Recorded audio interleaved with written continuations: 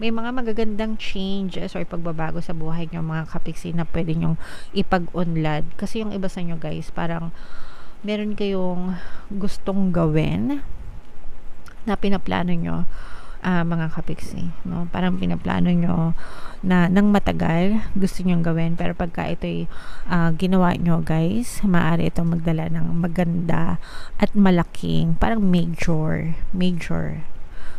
step, ganyan. Pag major, malaki, parang ganun, major change, major step towards your goals or towards your desire.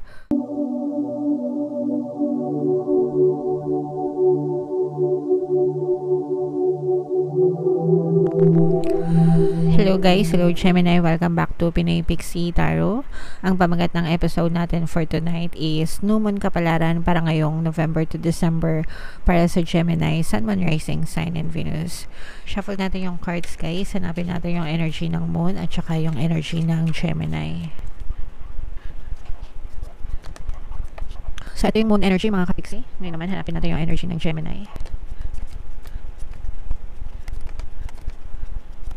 So, Gemini, kayo ay represent ng King of Swords sa ating spread. Combination guys ng positive and negative energy. General reading lang mga kapiksi. Pwede mag-resonate, pwedeng hindi. Yung new moon ngayong November guys ay sa November 13, no? Tapos yung next na new moon naman sa December ay sa December 12. So, ang reading na to guys ay para sa period na yan mga kapiksi. Comment down below guys if naka-resonate kayo sa mga messages para sa inyo. Lumabas din dito yung feminine energy ng Earth sign, Aquarius, Gemini, Libra. Meron ding water sign, Cancer, Pisces, Scorpio. So for some of you, you may be dealing with these people. Guys, yung iba sa inyo guys, no, namomroblema kayo. Yeah. Ibig sabihin guys, yung for some of you, pinagpapahinga kayo or parang pagpapahingahin kayo ni universe kahit papano kasi yung iba sa inyo, sobrang dami yung problema, sobrang dami yung dalahin sa buhay. Yung iba sa inyo, marami kayong excess baggage. Yung iba sa inyo, parang hindi pa kayo nakaka-move on dun sa mga problema nyo. Tapos parang nagpapatong-patong yung mga problema nyo mga kapiksi. And yung iba sa inyo guys, I'm sensing na parang naabuso kayo ng ibang tao sa paligid nyo. Parang, let's say for example, palagi na lang kayong hinihingan ng tulong, palagi na lang parang kayo yung inaasahan nila, ganyan. Pwedeng mga kamag-anak ito or mga kaibigan ganyan na parang yung problema ng ibang tao parang nagiging problema nyo na rin. So let's say for example lang ha, let's say for example single ka pero meron kang kapatid, yung kapatid mo may anak o kaya may pamilya pero umaasa pa rin sila sa'yo or parang na lang lagi silang humihingi ng tulong sa'yo, ganyan. Nagets nyo ba? Pampabaon ng anak nila o kaya pambili ng gatas ng ganyan. Kumbaga parang naghihirap sila tapos parang ikaw yung palaging nalalapitan. And dahil kayo ay very compassionate, no? Wala kayong choice or hindi naman sa walang choice pero parang tumutulong kayo sa abot ng makakaya nyo. Hindi kayo nagrereklamo pero nagiging burdensome siya sa inyo. Ibig sabihin, bumibigat yung inyong mga dalahin kahit na hindi nyo naman responsible. Let's say for example, anak niya yun, diba? Anak niya yun, pamilya niya yun, dapat siya yung nagdadala ng responsibilities pero dahil hindi niya kaya, kayo yung nagsasalo ng responsibilities para sa kanila. Nagets nyo ba? So may mga ganong klaseng scenario na ikaw yung nagsasalo ng responsibilities ng ibang tao na hindi ka naman obligado, diba? Kumbaga parang hindi ka naman obligado pero dahil matulungin ka, yun, parang tumutulong ka, but then again nagiging burdensome siya sa inyo. So yun yung nakikita natin for some of you mga kapiksi. Okay, dumadami yung bigat ng dalahin nyo sa buhay dahil sa ibang tao. Alright, meron tayong, yung iba sa inyo gusto nyo mag-relax, gusto nyo mag-unwind pero parang hindi kayo nagkakaroon ng pagkakataon kasi parang imbis nagagastos sa inyo sa pang-travel nyo, although sarili nyo naman siyang pera, parang inaalala nyo pa, no, yung ibang tao na kailangan nyo tulungan, especially kapamilya or kadugo. Okay? So, yeah. Parang, yeah. So, yeah. Ah, yeah. So, meron tayong presence dito ng, angel number 666 mga kapiksi. Check nyo yung ibig sabihin niyan. Baka may additional na mensahe sa inyo ang inyong mga anghel gabay. For some of you guys, maaari kayong makatanggap ng offer sa trabaho, pero parang pinag-iisipan nyo pa, kumbaga parang tinitingnan nyo yung mga pros and cons, hindi pa kayo decidido, in short, no? Parang tinitimbang nyo pa kung aalis ba kayo sa current workplace nyo and lilipat ba kayo dun sa new job, kasi parang tinitingnan nyo kung hindi ba kayo lugi dun sa mga benefits, ganyan. Yeah, so pag-isipan nyo mabuti kung ano yung, kung saan kayo masaya, yun yung sundin nyo. For some of you guys, I'm sensing na medyo magkakaroon kayo ng conflict sa isang kaibigan, malapit na kaibigan na itong mga kapiksi, kasi parang especially kung palagi kayong nagrereklamo sa kanila, ang tingin kasi nila sa inyo guys, parang nega, no? Parang naninagahan na sila sa inyo kasi parang kayo ang tawag dito, kwento kayo ng kwento ng mga problema nyo sa kanila, tapos parang pag pinagsasabihan nila kayo, hindi naman kayo nakikinig or something like that, okay? Or pwedeng vice versa din, and maaari yun yung maging cause ng conflict nyo, but maganda yung maganda yung pagsasama nyo, although parang magkakaroon lang ng konting misunderstanding. Nangyayari naman yun talaga sa totoong buhay. Siguro kung mag-uusap kayo, daanan nyo na lang sa maayos na pananalita, yung hindi kayo maka-offend mga kapiksi. May mga magagandang changes or pagbabago sa buhay nyo mga kapiksi na pwede nyong ipag-unlad, kasi yung iba sa nyo guys, parang meron kayong gustong gawin na pinaplano nyo, mga kapiksi, no? Parang pinaplano nyo na nang matagal gusto nyong gawin, pero pagka ito'y ginawa nyo guys, maaari itong magdala ng maganda at malaking parang major step, ganyan. Pag major, malaki, parang ganun, major change, major step towards your goals or towards your desire, towards success. Parang major leap siya mga kapiksi. Ibig sabihin malaking hakbang tungo sa magandang pagbabago sa buhay mo. Pwedeng negosyo ito guys, or investment, kung meron kayong mga pinaplanong negosyo or investment. Pwede ring guys, yung iba feeling ko mag-abroad, or baka matagal na kayong inaalok na mag-abroad, tapos tinatanggihan nyo ng una, pero ngayon parang napapaisip na kayo na ituloy siya or something, okay? So again guys, kayo pa rin yung magdedesisyon yan, as long as you tell yourself that everything is always working out in my favor. I-comment nyo yan sa baba mga kapiksi.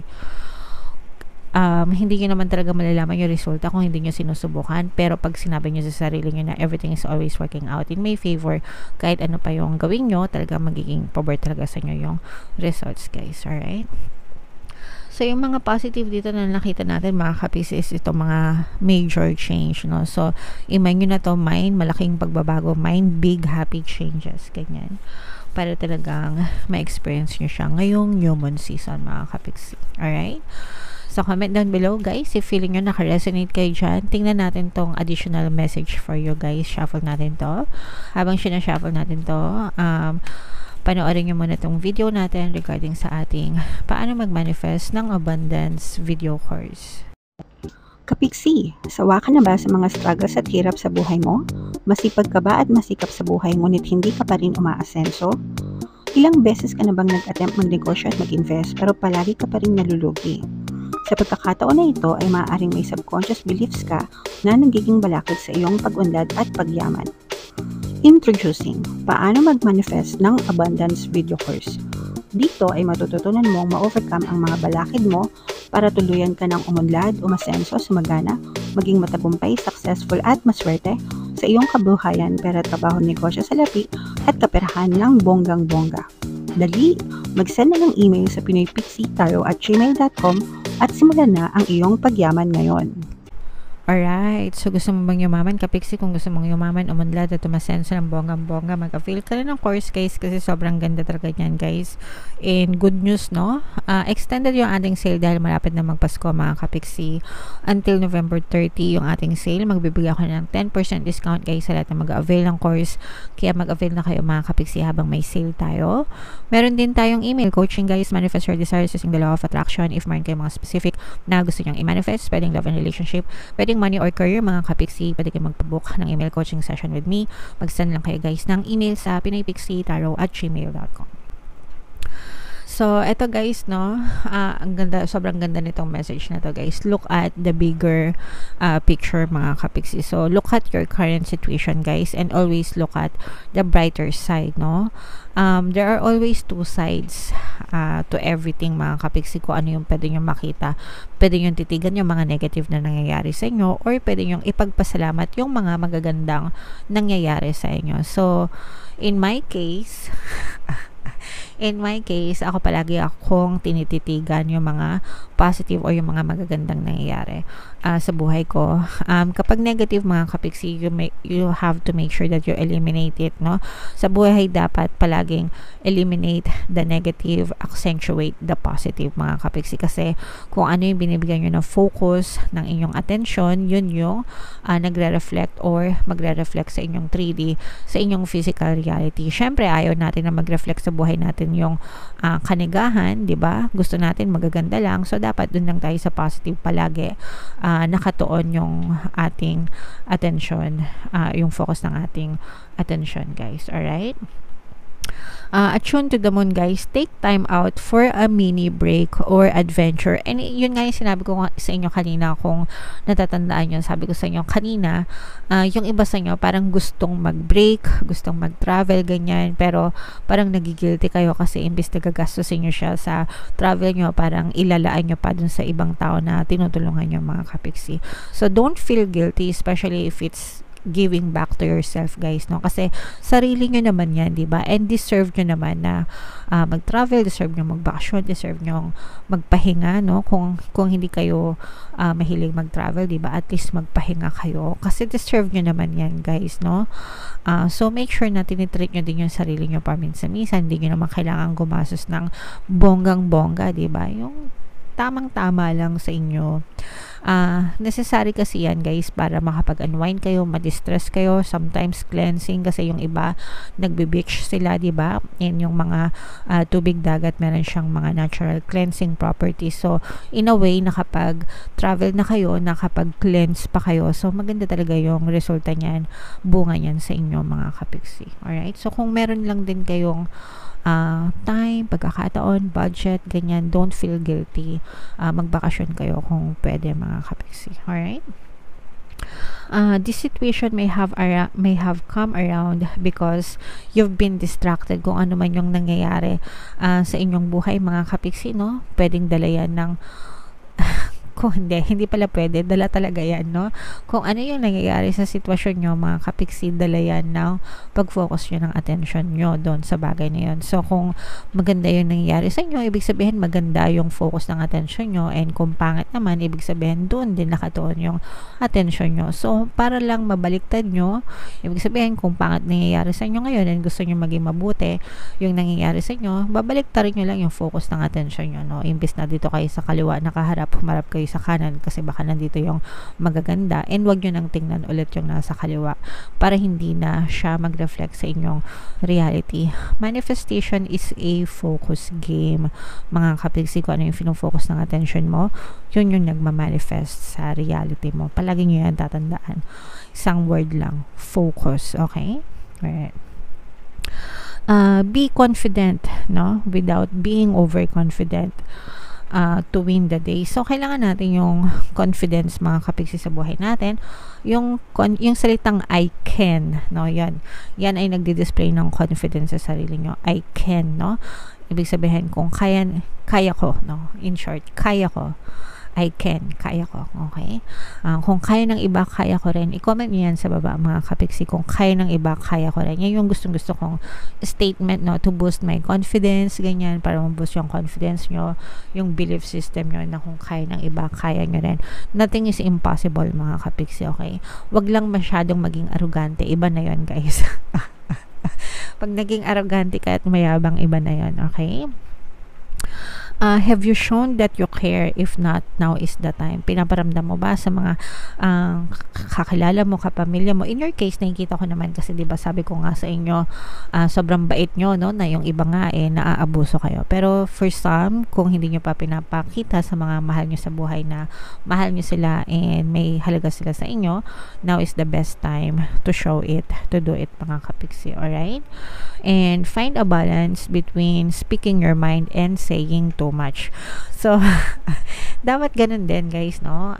If you need to speak up, 'di ba, para sa ikabubuti ng kakilala mo, sabihin mo. Pero dapat marunong ka rin mag-minor, mga kapiksi, kasi meron namang iba tao na sobrang overly frank, ganyan.